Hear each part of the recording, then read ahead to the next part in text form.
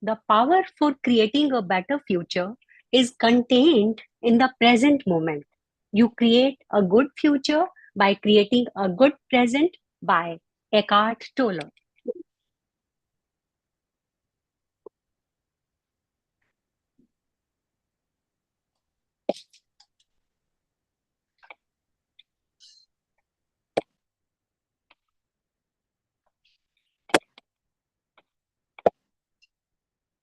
The power of gratitude.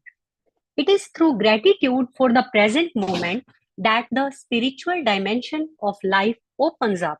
Eckhart Tolle. Gratitude, the ability to count your blessings, is the ultimate way to connect with the heart. Neil Donald Walsh, I think the heart is gratitude. I think the heart is a feeling. It is the sanctuary for the deepest feelings that can be found within the human experience. And I think among those feelings is the feeling of gratitude, the feeling of being thankful, of being grateful, and of being so in love with life and with everything in life, and even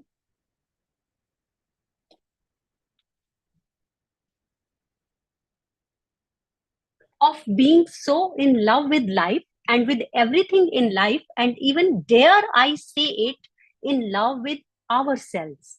When you are grateful for everything you have, your heart is open.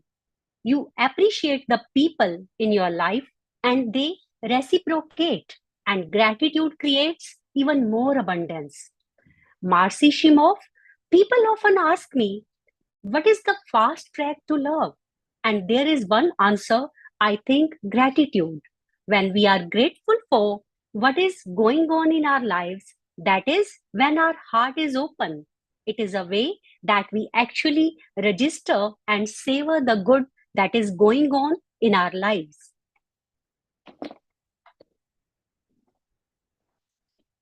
There is an old saying, what you appreciate appreciates. When you appreciate something, the more of that flows into your life. You can experience gratitude on two different levels. The first level of gratitude covers everyday things or interactions. These may range from gratitude for the roof over your head and food for your children to a smile you got from a random passerby on the street. The second level of gratitude is to be able to appreciate what you have even after a great loss. Eckhart Tolle says, being grateful is another essential part of living in connectedness with the heart. It comes naturally.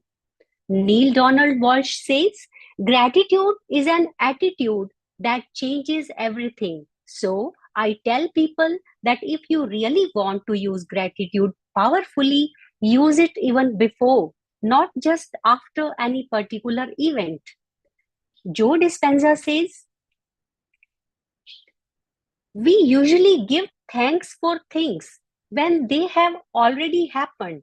So, in a sense, we have been hypnotized and conditioned into believing that we need a reason for joy, that we need a reason for gratitude. Allow yourself to be grateful. Your life will shift into a larger, more positive dimension. Marcy Shimoff says the brain scans of people who are experiencing a state of unconditional love show that there is actually greater brain activity, that they are more intelligent, that you become more creative. When you are feeling more gratitude or you are forgiving people, that is increasing your intelligence. To increase your awareness of everything that merits gratitude, and to make yourself more receptive to the beautiful and loving things in life, keep a gratitude diary. Start each day by writing down a minimum of 5 things you are grateful for. People who regularly record what they are grateful for are happier than others, and their happiness lasts. Keeping a gratitude diary works even better than therapy or antidepressant drugs. Howard Martin says it is very, very simple. The more we appreciate, the more we gain. Appreciation is a heart related feeling. It requires access to the intelligence of the heart to appreciate or to have gratitude, especially when things don't go your way. To find something in those times when life is tough, to appreciate something about them or appreciate something about something else, it begins to shift the energies very, very quickly so that you come into another level of buoyancy that rises above the problem. And in doing so, you can then see into it. You can then find ways to deal with it. With the second level of gratitude, you give thanks even in the face of major disappointments, like the breakdown of a love affair, the loss of a job, and even in the face of great sadness or tragedy, like the death of a loved one. This gratitude helps you pave the way for a new life, even out of the worst thing that ever happened to you, an illness or disability or terrible loss. Eventually can come new understanding, new connections, and relationships.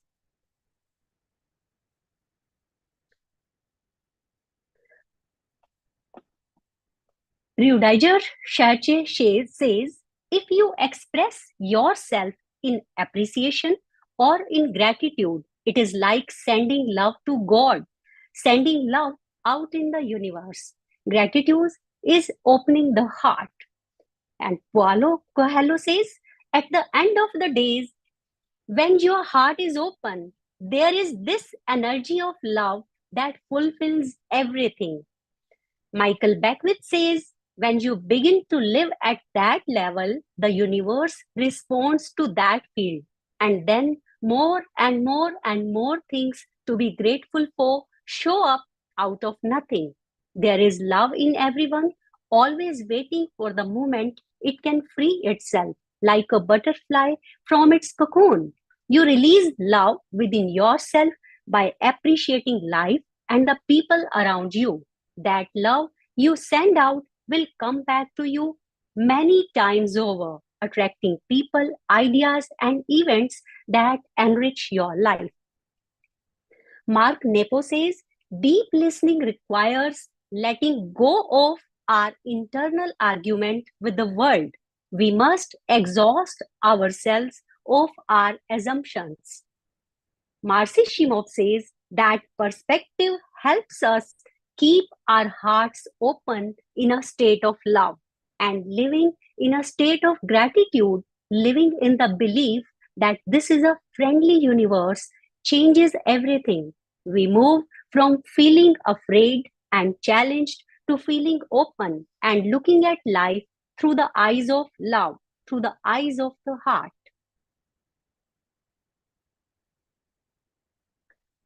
Contemplation, three blessings. In general, we think too much about what goes wrong and not enough about what goes right. To be healthier and happier, we can think more about what has gone well and exercise gratitude. Positive psychologist Martin Seligman created this exercise, which increases happiness and well being in everyone who tries it. What went well, or three blessings? Every night for a week, take 10 minutes before you go to sleep to write down three things that went well for you today. Keep a physical record in a journal or your computer or your phone's notes app. The three things that went well can be small or large, unimportant or important. The train came on time. My husband cleared the snow from the driveway. My niece's surgery was successful. My boss gave our department a bonus. Next to each item that went well, answer the question, why did this go well? The train crews anticipated bad weather. My husband can be thoughtful. My niece found the right doctor. and prepared for her surgery. Our department works hard and well together. Keep this list for at least 1 week, and you will feel better, happier, and more grateful for all the blessings in your life. You will feel more connected to your heart and your life in the present. The longer you practice gratitude and counting your blessings, the longer your happiness will last and the more blessings you will have.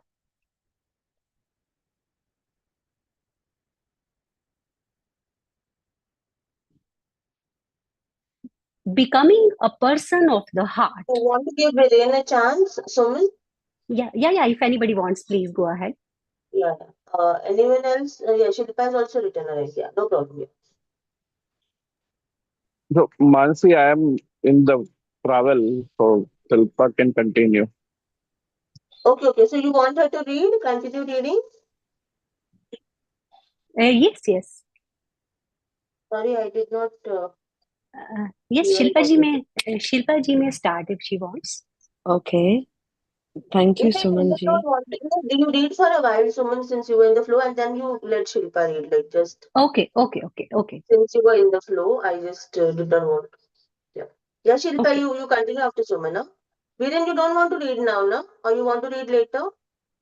No, not possible for me now. Okay, no problem. Shilpa, you take over after Suman. Yeah, Suman, you stop after a while, so Shilpa can take over. Yeah. Okay. Becoming a person of the heart. When you begin to touch your heart or let your heart be touched, you begin to discover that it is bottomless, huge, vast, and limitless by Pema Chodron. Because Eckhart Tolle's words had set me on my path to exploring the powers of the heart, I was particularly eager to meet and interview him. I also wanted to hear about Tolle's own awakening experience as a young research assistant at the University of Cambridge. At his home near Vancouver, Canada, told me that in his 20s he wrestled for years with unbearable anxiety and thoughts of suicide. The world felt cold and hostile to him, and he reached the point where he felt he wanted to leave it sooner rather than later. One night, the pain, anxiety, and dread were worse than ever before, and Tolle kept thinking that he just could not live with himself anymore. Suddenly, he had a different thought. If I can't live with myself, then there must be two selves, the I and the self that I cannot live with. And he realized perhaps only one of those selves was real. This realization so overwhelmed Tolle that in that moment he was unable to think anymore. Even though he was conscious, his mind could not form a single thought. For the first time in his life, his mind was put completely on standby. He wanted to breathe a sigh of relief, but before he could, he suddenly felt drawn into a vortex of energy, and his body began to tremble uncontrollably. Scared that he might lose himself, Tolle clung desperately to who he thought himself to be. Mm, I missed the line. Just a minute. Yes. Un- Ulrich Leonhard Tolle, a research assistant, a German, a man, a person, but all he could do was to give in to that wall of energy. When he did, he heard a voice within his chest tell him not to resist, and suddenly he was not afraid. Tolle could not remember what happened next, but when he came to the next morning, he felt different. At peace and the world, hmm, yes, at peace, and the world around him seemed to have changed.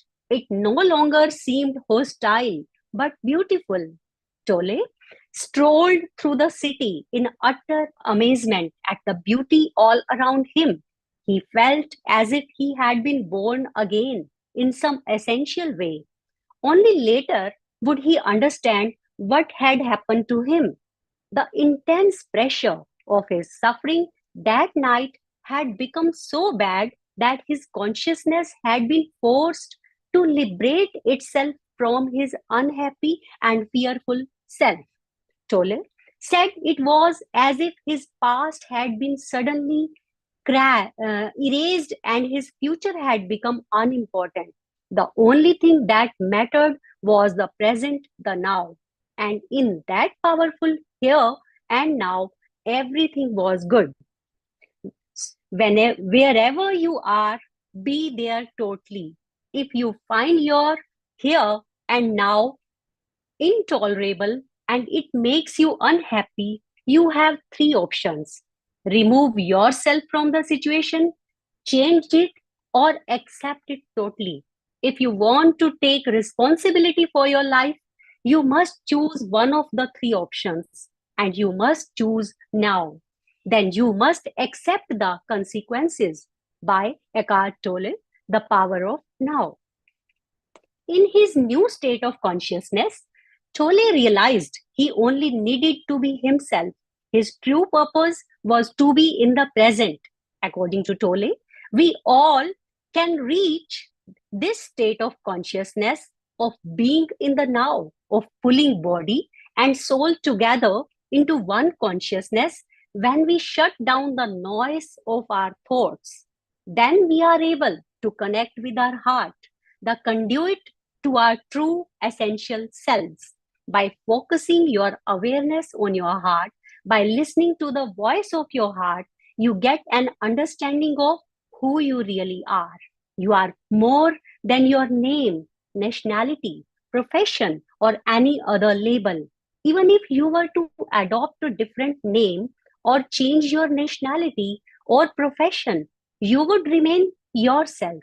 You are also more than your personality, whether you are kind or competitive, optimistic or fatalistic.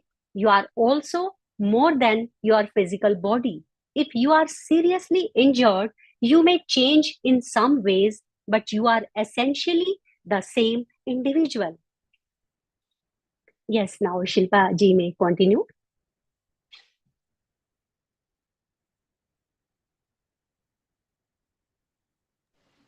Yes, Thank you, Shilpa ji. Sumanji. Yeah, Thank most you, welcome. Sumanji. And a good morning to all of you. And I would like to start with, I'm really sorry. Yesterday, I could not send the recording for the meditation. I had some issues with my phone, and today I'll get it done so that I can send it to you guys.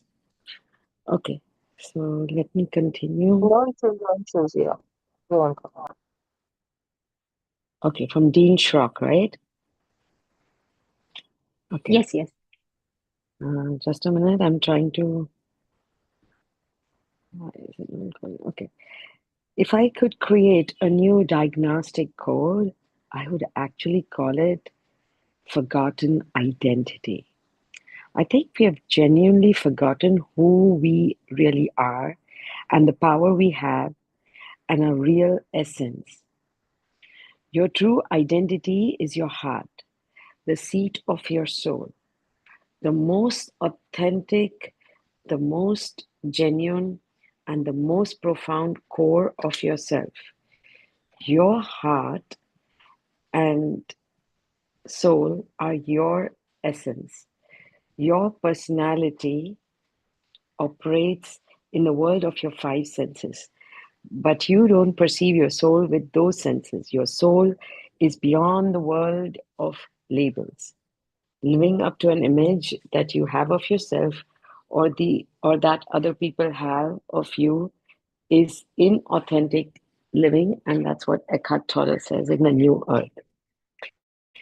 Yet to live in a world, we modify our behavior to fit all kinds of situations at home, at work, at school, at the gym. As we do, we may project an image of ourselves, a persona, that is at odds with our true selves.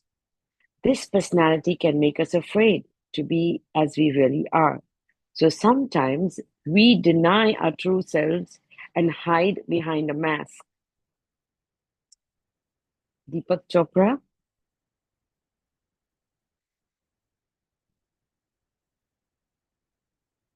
Every child has played hide and seek. And you know, when you play hide and seek, there's a part of you that doesn't want to be found out. And there's another part of you that wants to be found out. So we lose ourselves and ultimately we find ourselves.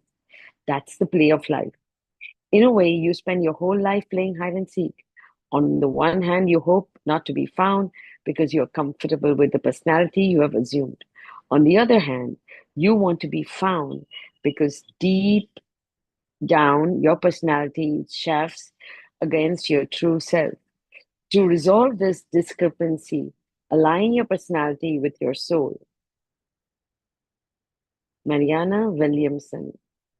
That shift from body identification to spirit identification, that is the meaning of enlightenment. And that is the same thing as saying, going from the perceptions of the mind to the knowledge of the heart. By shifting your attention from your head to your heart, you connect with your true self and develop the courage to be who you really are. Marcy Shimoff, when we look at life through the eyes of love and through the eyes of the heart, everything changes. The world outside may or may not change or may not appear to be our liking. But when we change how we are perceiving it, when we move from our thoughts to the feelings of love, everything in the world around us appears different.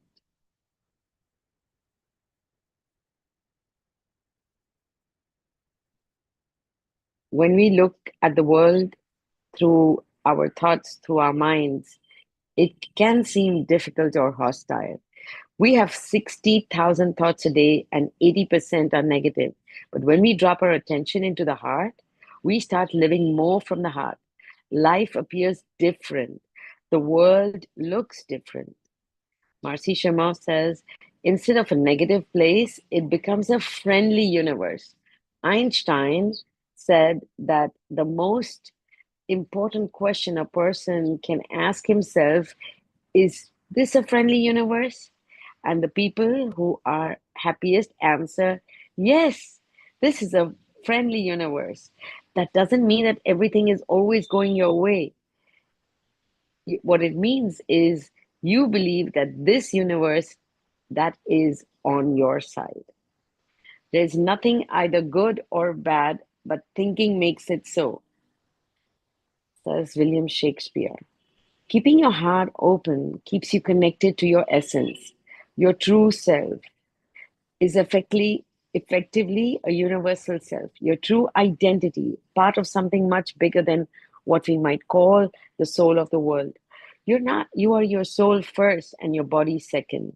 Your body is merely your body is merely an envelope that enables you to function in the physical world, whereas your soul transcends all the sensory perceptions, dimensions, and other elements of that physical world. Just by being ourselves, we are born toward a destiny for beyond anything we could imagine. The being I nourish made the being I nourish inside me is the same as the being that suffers every atom of the cosmos, says Deepak Chopra.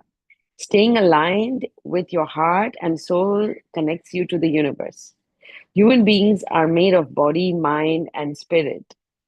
Of these, spirit is primary, for it connects us to the source of everything, the eternal field of consciousness, says Deepak Chopra.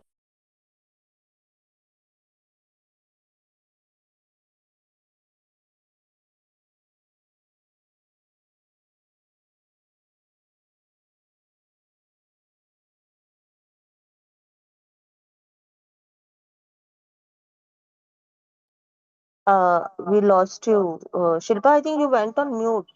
Oh, sorry. Yeah, you have to Eckhart, read it again. Yeah. yes, I'll do that. Eckhart Tolle, You reach God not by reaching out, which for thousands of years most humans have done when they talked about God. Their eyes would go upward and you would look for God up there somewhere, but nobody ever found God up there. There was even a Russian astronaut who came back from space and said, I didn't see any God up there. And of course he didn't, because God is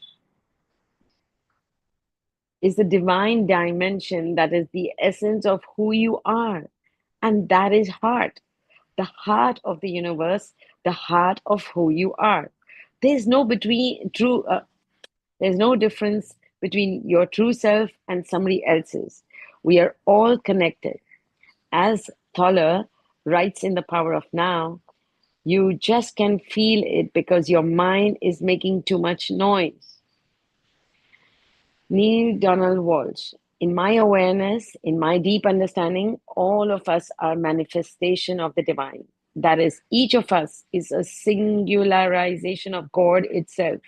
And I think the experience of that occurs when our hearts crack wide open and we see our true identity, we see to the deepest part of who we are. From the moment you came into being, you are your soul. Your soul gets the vital functions going. And because your soul is immaterial, it cannot die. Your personality will die, but your soul will live on. Dr. Kathy Magliato, a cardiothoracic surgeon who writes about the heart's many meanings, frequently witnesses patients' final heartbeats as they move between life and death. Something very definite, very distinct leaves their body when their heart stops. She says, and she believes that is their soul.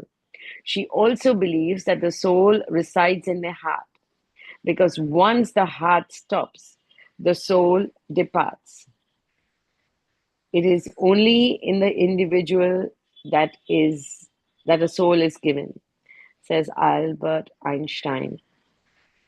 Your soul, your universal self, adopts an earthly personality.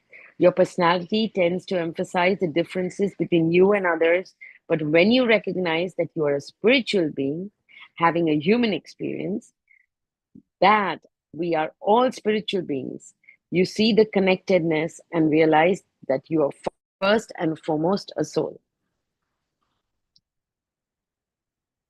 Gary Zukav. Instead of being insignificant and powerless, you begin to glimpse something that can be terrifying at first, that you are a compassionate, loving, powerful, and creative spirit. You are here to live from the heart.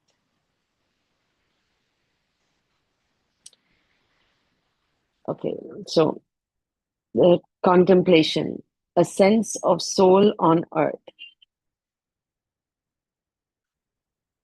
With an open heart. Okay, yesterday also I did the same thing. So when I read the contemplation, what all of you can do is just close your eyes and just feel what I'm reading. With an open heart, you see the world in a beautiful detail, friendly, spacious, alive. Every detail has its own place and meaning, writes physicist and mindfulness teacher Jeremy Hayward in Sacred World, The Shambhala Way to Gentleness, Bravery, and Power, in which he also offers this contemplation. To heighten your heart's perceptions, think of or look at something beautiful, say a flower. Notice the whole flower, its color and shape. Look closer and see smaller details, veins in the petals and leaves, the center's delicate texture. Enter into the space of those details, feel the vastness inside and around each. Connect to the space inside and around the flower. Now connect to the space around you. Lie down on the floor or bed or pull your body into a tight ball in the classic fetal position. Pull your knees up to your chest, put your arms around them, head over your knees. Close your eyes tight and feel black space all around you. Tense all the muscles in your body from your feet through your legs and back, all up through your head. Hold the tension a little while, keeping your eyes closed. Gradually relax each muscle toe to head. Trust that the world is good. Keep your eyes closed and let yourself come out of this ball and slowly unfold until you are sitting on the floor. Now open your eyes, breathe out. Feel the air on your skin and the space around you. Look around you. I lost it. Um, uh, keep your eyes closed. Okay. Look around you at one thing at a time. Look closely and notice not just each object, but the space and light around it. Take your time with each object around you and feel the goodness of what you see. End of contemplation.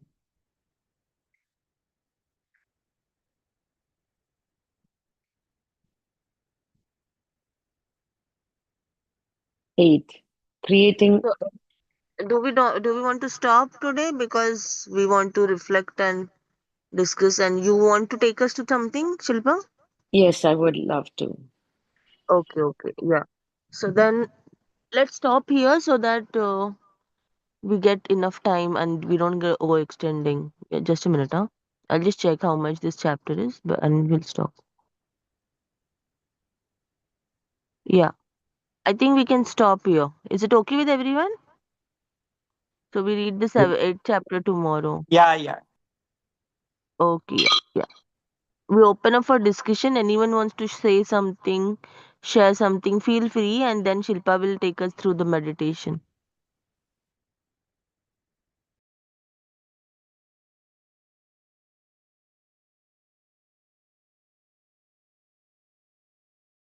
Yes, Dr. Adukia ji, you would want to start? We read the first Yeah, chapter that we read yeah. today was about I joined. gratitude.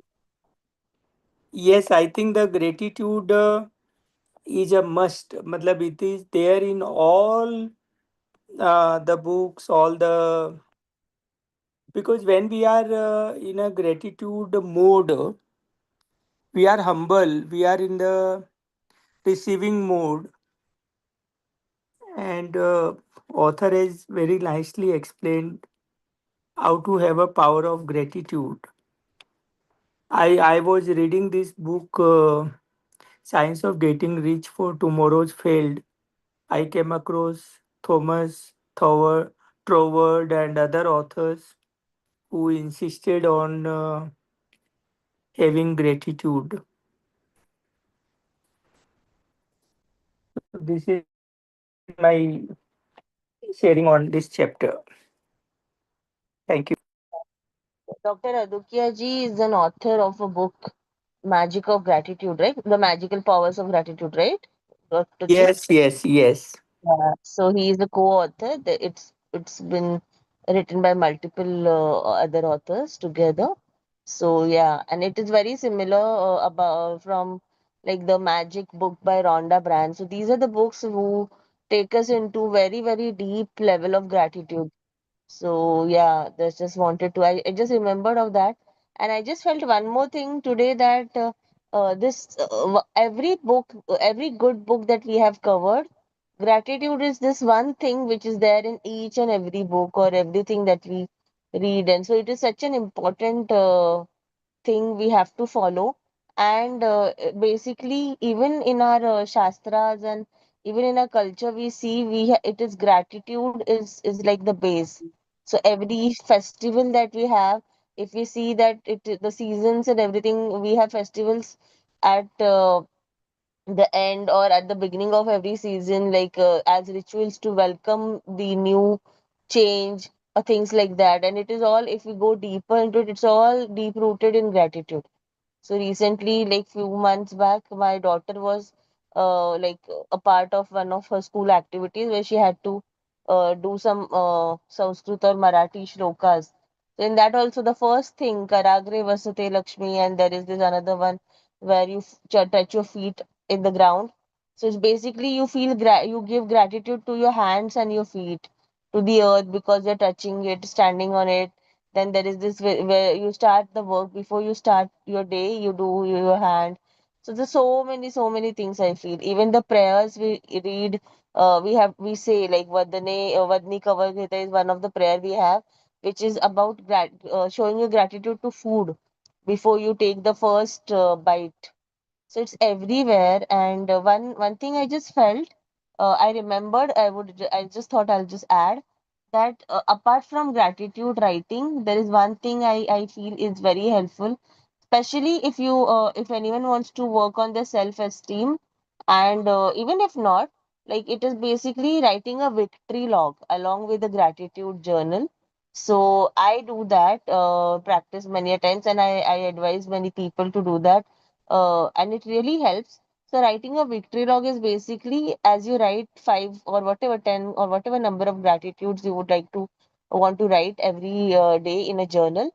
You also add to that after that, like a victory kind of a thing, where what are your small wins in the day. And that really helps. I've seen that happen, that it really, because many a times what happens, we just forget it, we just don't count them, but we are doing things and we are achieving things on a smaller level, and that helps our brain to like think in that direction, that okay, yes, and you feel achieved, you feel more satisfied with that small practice. So just wanted to add that. And there was this one quote that just caught my attention very strongly. I'll just say, but after someone, yeah, yeah, doctor or anyone else who wants to please speak, please do, please unmute and speak. I Yeah, doctor. wanted to add, like Howard Martin, he said, with the second level of gratitude, we thank even in the face of major disappointments, like the breakdown of a love affair, the loss of a job, even in the face of great sadness or tragedy. This is very true, very true.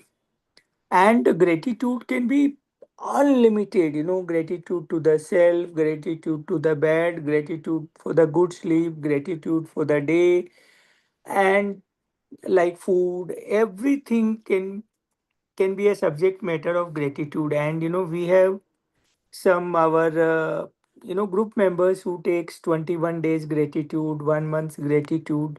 I have done some of them, and it's amazing. This is what I wanted to add. There Yes, is one quote, Har Pal Sukrana. Some people have put at their home. So this is a gratitude. Every moment is a moment of gratitude. Thank you. yeah, very true, very true. That's, I do agree. Yeah. Anyone else wants to add something more? Yeah, I one more. see. That- Yeah. One more that I was attracted to the line that our soul is first, spirit is primary. It connects us to the other sources of the world. So that is very true. We don't listen to our soul or we can't feel it because our mind is too much occupied in the thoughts, and or in that noise we can't feel the soul. Yeah, that's it. Thank you. Thank you for highlighting that. Very true. In fact, about talking about gratitude, just one more thing I just want to add and share. Like maybe many of you might be aware of it also. There is a vibrational chart that we see normally. If you just type on the internet, also you see that our feelings, they are directly proportional to the vibrations we are emitting. Like basically, what frequency we are operating on, and that's how we manifest things, and things happen in our life too. But if you see in that chart, that you will see that gratitude is something that puts you on the highest frequency, whereas guilt, shame, those things put you on the lowest frequency. So that is how, and these things affects our auras, and that's how we attract things accordingly, or situations keep happening in our life and things like that. So just wanted to add that gratitude is something on the highest frequency. That is why whatever your situation, as Dr. Ji also said that very beautifully, that even in the worst scenario you can be grateful, because even in my life I have observed that uh, when you go back and when you see at those things that really didn't go well, if you look at them after a few years or after some time, you actually can be grateful to them, because they helped you maybe turn the direction in your life, because something better was always hidden in them, and maybe it's like God has a better plan, kind of a thing. So yeah, just wanted to add about that vibrations thing. And yeah, Deepa ji, yeah, Deepa, you please go on. Yeah, what do you want to Yeah. talk? Good morning, everyone. Thank you. Again, I just want to resonate with Aditya sir and Mansi that the victory idea. The victory idea is another blessing. Yeah, we have to celebrate every small, you know, things we have overcome. We have done it in a beautiful way. Even if we woke up 5 minutes earlier than what we planned, or we accomplished small things, So, of course, the big things should be celebrated along with the small things are very important. And yeah, what Aditya sir said, about failures. The failures actually take us to a better place in life. That I have personally experienced. Some of the things which have poked me down, pulled me down, have actually uplifted me like a trampoline bounce. The deeper you go down the jump, the higher you go up. So that has been an amazing experience for me.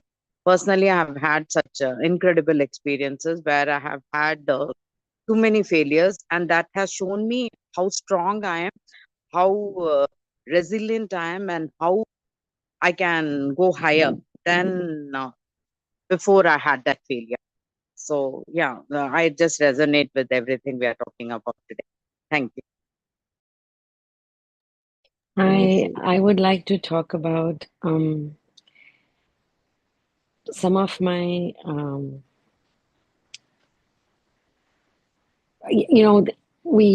we should take this really seriously, this gratitude, especially in this day and life when we are more disconnected with others. And it is talking about how do I put it?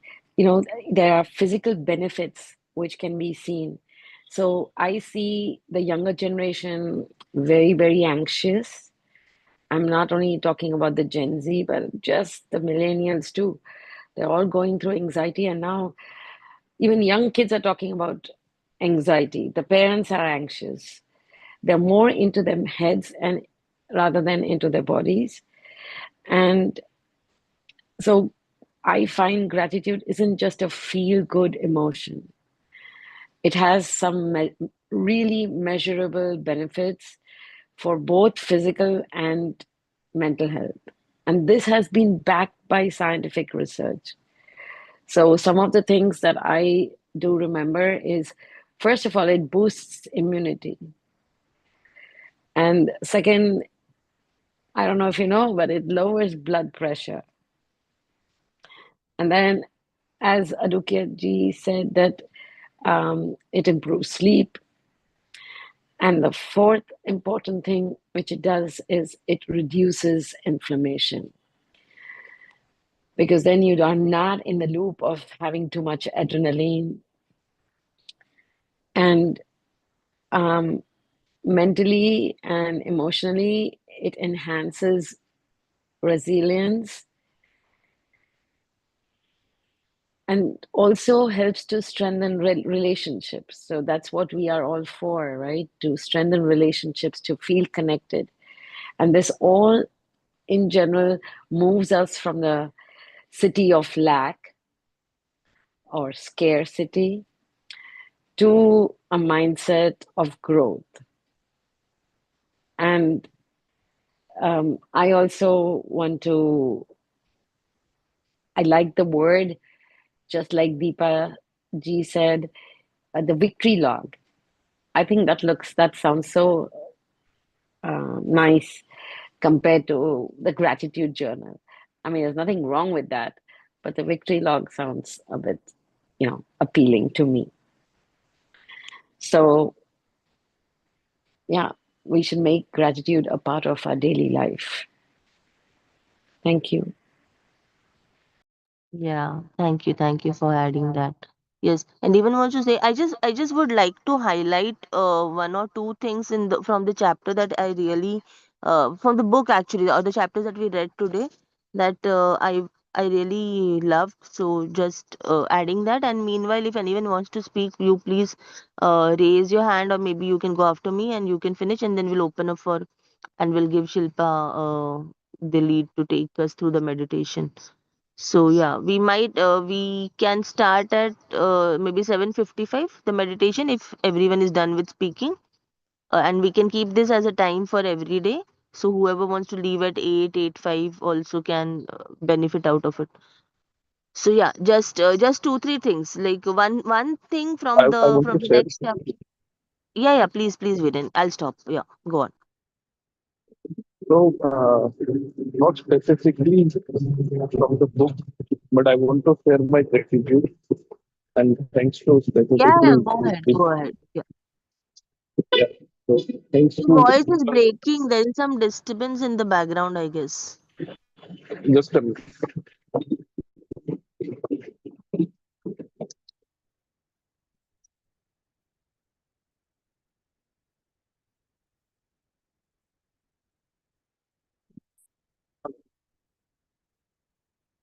How about it?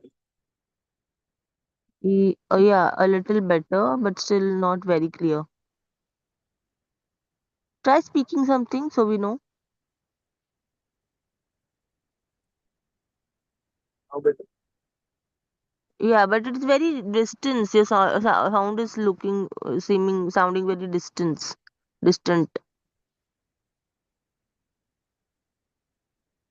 Just speak a little Maybe loudly. Maybe that will help. Yeah, no. go on, go on. No. It is still breaking. Your voice is breaking. Continue much. No, it is breaking. We are not able to get what you say. Is it for everyone or is it You just know, for me? I think he's traveling, and that's the Yeah, even I reason. think. Could be. But Yeah. Viren, can you change something about it, or you can just type, I'll read it out maybe. I don't know. Yes, Viren, feel free to share your personal experience. Yes, everyone. No problem. It will be in fact so beneficial to all of us, right? Apart from the book, when we connect with something that is more real. Yeah, Viren, you want to try? Okay. He's typing. Yeah. Meanwhile, anyone wants to write or say something? Unmute and speak. It's 7:55. Yeah, good morning. Yeah. Yeah, Manishi. Yeah, good morning, everybody. It was nice reading today. So, when the author mentioned that, I think he said 80% thoughts are negative, but somehow I don't agree to that statement because that is a very kind of a fixed mindset. Because if I relate to myself, when I'm not focused on my work or on the positive thoughts, my default state will be negative state, like lot many times, unless I have, taken good control over my feeling, emotion, thought process through meditation and other practices. So but if I'm fully focused on the end result, just like always think from the end, like dress like success, think like success, eat like success, talk like success, and everything you do it from that perspective. And in that case your negative thoughts have very little power over you. And if you keep practicing that, the negative thought, they start getting weaker and weaker. So In one of the book we read, feeling is the secret ultimately, like how we feel throughout the day, every moment, every difficult stages of life, how we think ourselves makes a lot of difference in how we act basically. And through the science of brain, uh, not brain, through the science of heart, the happiness is the natural state of brain, heart. Because only when we are joyful and happy and positive, we can use the best use of our heart. And heart has the power to overcome all limitations of life, whether it is day-to-day work or anything like that. So, and whenever we face any challenges or failure, it is just an indication that we need to try better next time, right? And learn something out of it. To my understanding that, if we always focus on living in the end, focus on the desired state, we can really and feel joyful at every, like, be okay with every act of life. Because being, if you are feeling not okay, anyway, it is not helping you, right? So just like, why to feel sad if it is not helping you? So with this, all the spiritual awakening and mental exercises, gratitude and meditation, things like that, we become a better version of ourselves, and we have better control on our emotions and the feelings. So ultimately, it all boils down to our feelings. If we are feeling good, we are full of energy. If we are not feeling good, we are lack of energy. So we should always focus everything on the our feelings. We should always be positive, happy, joyful state. And if we keep that practice uh, every time, we never will have the weaker thoughts, the negative thoughts will die out slowly. They cannot go 100%, but they will be very small, or they will not harm you much, or maybe they will not harm you. So, it's just like one more concept is like brain habits. Sorry, heart habits. Heart habits is like keeping a healthy routine, diet, and everything like that. It's all about the heart health, basically. And if our heart is healthy and our emotions are, the feelings are good, like in a happy state, I think we can live a very virtuous life. And as the author said, the soul resides in the heart, right? And the soul has the divine energy. So what else you need? We just need to focus on that in divine energy in a happy state. And whatever is bothering us is not meant for us. We have to think like that. It just when we filter something, right? That is just a filtering of our life. So what is not helping me is not meant for me. So if we keep these good healthy habits for our for the health of our heart, I think we can do so many. We can have a happy heart, and we can do a lot of that can make a good impact on our life, whether it is work, day to day, personal life, or anything like that. And we should always believe that our heart has the capacity to overcome any challenge of life, because it has the energy of the divine. Yeah, thank you. Yeah, thank you for adding that. Yeah, it's already 8 o'clock. So Shilpa, you want to take us through the meditation? Yes, but I think we should really keep to our timings. At least Yeah, I would prefer everything works on clock, no? Even our hats, even our wake up time, everything. yeah, we So actually started on time today, like so we did yes, not I delay saw that. the meeting. Yeah. Yeah, I saw that. So I'm just saying because I found Adokia ji also left. So maybe tomorrow we could just keep it at 7:55, and then once it's done, all of us respect the time for others too. So can you show me that, or let me check? I was trying to look for the contemplation page for You want me to today. share it on the screen? That would be great. Yeah, just give me a minute. Yeah, I'll do that. So the last contemplation from the Yes, which I read. last chapter we read, yeah, Right. because every chapter is having a contemplation, so there are just like 2, 3 that we're covering. Right. But I'll just take the opportunity while you're scrolling. Not the First of three all, blessings one, right? Not no, this one, right? no. Yeah. Yeah. So I'll Do take you this want to say opportunity. something? I just wanted to thank Yeah. you on behalf of all the others for organizing this, the Bee Club, and getting us all together Uh-huh. under one umbrella. So the Thank morning you. starts with this. Yeah, it's my pleasure.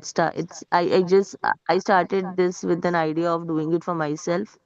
And as they say, like when you do something for yourself, it's like वो हम लोग in Marathi or Hindi there is this something na swarthatun paramartha, it's the saying, like it's like you do something for yourself and then it benefits everyone around you also. So it's something of that. I just come here for myself basically, and that Okay, really helps us all so much. fine. And Want to say together we have a something? different energy, right? We share a different energy, and that really, it's like a collective consciousness in operation. So it and the share of thoughts and everything helps. So yeah, yes, No, I was just saying that every particle has a energy and frequency. So basically, if I'm just working on myself alone, I'm just limiting to myself. But if I'm connected to so many good souls around the world, basically I'm adding that energy to myself and to everyone basically. So that's like collective.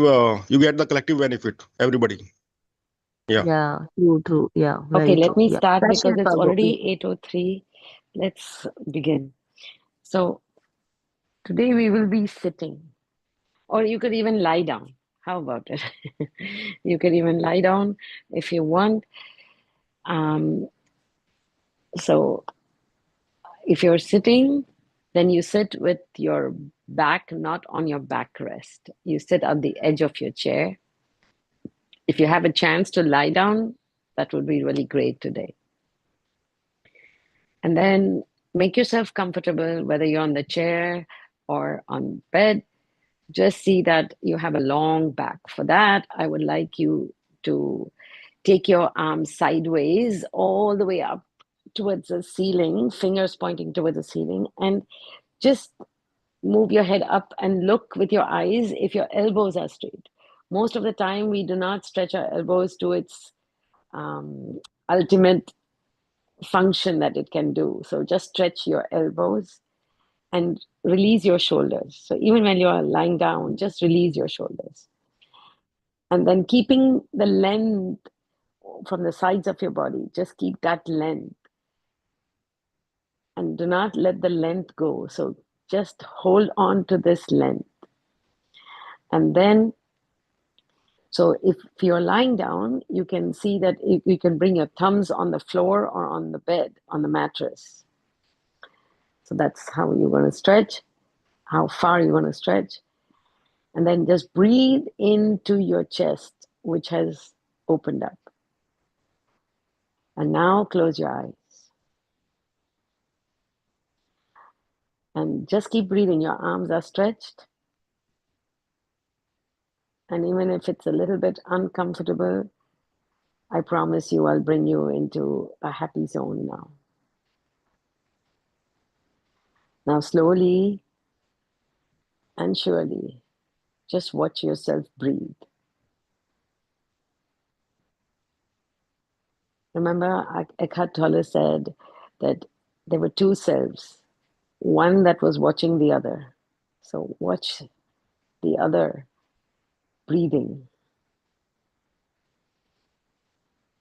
And then slowly turn your hands, and then slowly exhaling, bring your arms back to the sides of the body. If you're sitting, place the hands so the palms should face upwards towards the ceiling. If you're lying down, again, your hands, your palms are facing the ceiling. Keep the palms or the arms, if you're lying down, a little closer to the body. And relax everything. So if you're lying down, just relax your legs, just relax your arms, and just be with me. If you're sitting, do not relax the length of the body. Let the length of the torso, which we have achieved through holding our arms up, let's achieve that. Let's keep that, because that gives us more space. And now you can relax your palms, your shoulders, your facial muscles. And now I want you to tense your body. So we start from the feet. So tense your feet, tense your shins, your calf muscles, your knees, your thighs, back and front, and then tense your hips, tense your stomach, your belly, tense your chest, tense your arms, so your hands, your wrists, your lower arm, upper arm, your shoulders.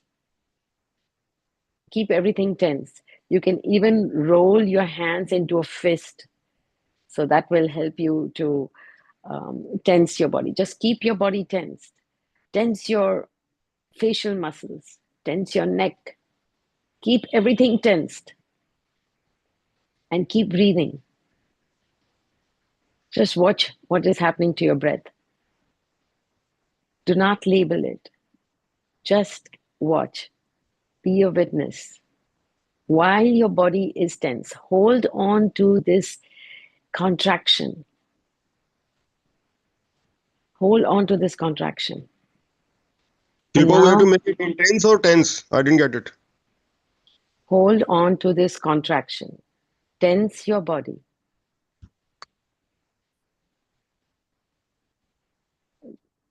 Keep breathing. Keep your contraction. Do not release.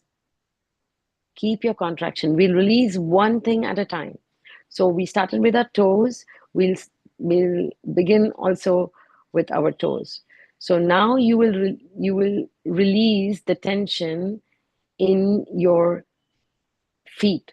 So your toes, in your feet, one by one, not your legs, only your feet. Then we go towards your ankles, and from there, breathing out. Every exhalation is an opportunity to relax. So to relax, relax your shins, relax your calf muscles. But your thighs are still tensed. And now, with your next exhalation, release the contraction on your front thighs, on your back thighs. Now we go further to the hips. Release your hips. The torso is tense, the arms are tensed. And take a deep breath in and then out. You release the tension in your belly. And now we go a little further. Next exhale, release your chest. And then with your next breath, release your palms. So open up your palms. But keep everything else tensed. So now with your next exhale, relax your lower arms, upper arms, so your forearms, your upper arms. Release your shoulders. Next exhale, release your neck, your throat. Now only your facial muscles are tense. Keep the tension over there. Hold the tension over there. And now bit by bit, we're going to go very slowly. Release the facial muscles in the chin area. Then in the cheek area. Then in the nose area. And then in the eye area. And then the forehead. And knowingly or unknowingly, you have already tensed your scalp muscles too. So taking one big, huge out breath, release your scalp muscles too. How do you do that? You just think you're relaxing your scalp muscles. Now we're going to take a shower of gratitude for all the body parts, all the way from the top of your head. So just feel a few inches from the crown of your head. Feel the space there and genuinely feel a shower of silver light or a white light of gratitude. So take this opportunity to feel gratitude, not only in your heart, but we start from the heart. So feel gratitude in your heart, genuine gratitude. And then bring this gratitude to the top of your head. It's going to be like an umbrella with where it's showering from. And feel the droplets of gratitude flow onto your head, your hair, your scalp, soaking you with gratitude, awakening all your cells in your body, from your facial, from your face, from your head, all the way to your neck and throat. We thank all these body parts. We thank all our senses. We go further to our throat, our neck, our chest, our arms, complete arms. We are filling ourselves with gratitude, immersing in gratitude. The shower, the light is flowing through us and out of us in gratitude. Fill your chest, your belly, your back, your shoulders, your booties, your hips, your legs, your feet. Now you're completely immersed in gratitude. There is nothing more. Each and every cell, every atom of your body, in and out of the body, is immersed in gratitude.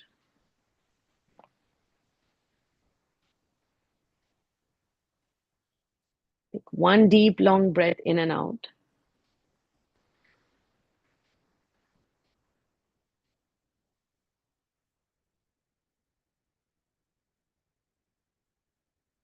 And just take time to just feel this immersion of gratitude.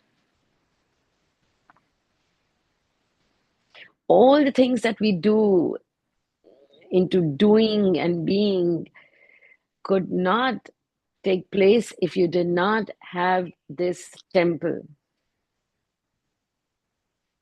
this shell, this cover, this body. So this vehicle, this chariot,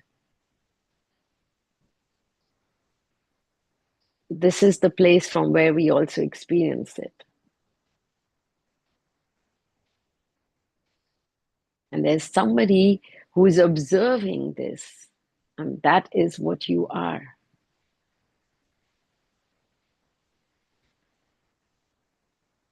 You are not your body, but you are observing your body.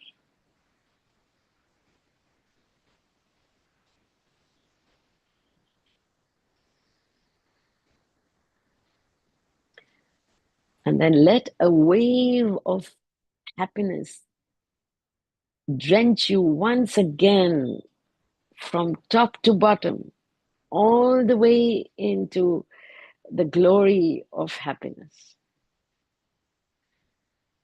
Let it wash over you.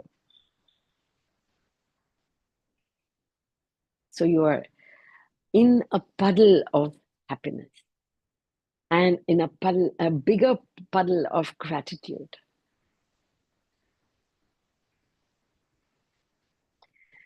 Whether you're lying down or sitting, please bring your hands together in a form of namaste and place the root of your thumbs onto the breastbone. The ones who are sitting, please bow your head.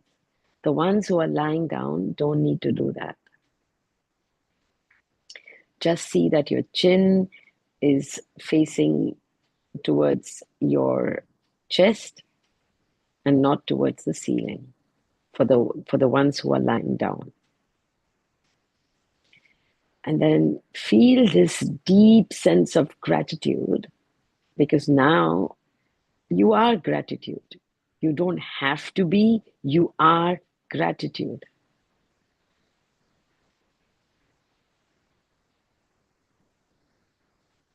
And then it's time to thank the universe, the creator, the higher self for bringing us here. So take one deep, long breath. And then it's time to remember to make our day amazing today with this image of you being gratitude, that every action of yours today will be an offering to the higher self with gratitude. So if life today squeezes you, you are gratitude. So that's all that comes out. When I squeeze a lemon, I get lemon juice. I don't get apple juice. So when life squeezes you today, it's going to get gratitude. So today, let's just practice gratitude for the whole day till we sleep tonight. Maybe you could write in a group before you sleep how your day went. Take this opportunity and experiment. That's what Buddha would say.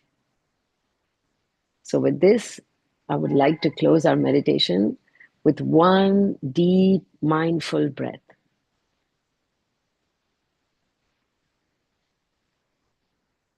And then the ones who are lying, please bring your knees to your chest and take your right arm above your head and turn to the right. Open your eyes and come to sitting. And for those who are sitting, again, raise your chest. Let your shoulders go down. And then lifting your head, putting on a big, huge smile for both. The ones who are all sitting now, put on a big, huge smile of gratitude on your face. And let's conquer the world today with gratitude. Open your eyes. Today we are going to be gratitude warriors. Why do I call us warriors? Because there's in yoga, we have something called peaceful warriors. That's how it's translated, the warrior pose. So we're not at war with someone. We are there to be contagious and to infect everyone with gratitude. Till everybody will say, what's happening with you today? So let's just go and get contagious and just influence the rest and infect everybody with gratitude. Make your day, I'm not going to say amazing, I'm going to say grateful with gratitude. Bye now.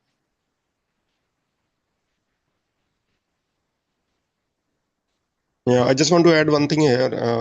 Along with the same meditation, when we thank universe for everything which has come to us, I think we should also thank ourselves Like, Manishi, can I say something? yeah. Especially after meditation, my experience is if you want to say something, just write it. Do not break this. And this energy goes because you are back into thinking. You are not connected to yourself now. Now you're back into your mind.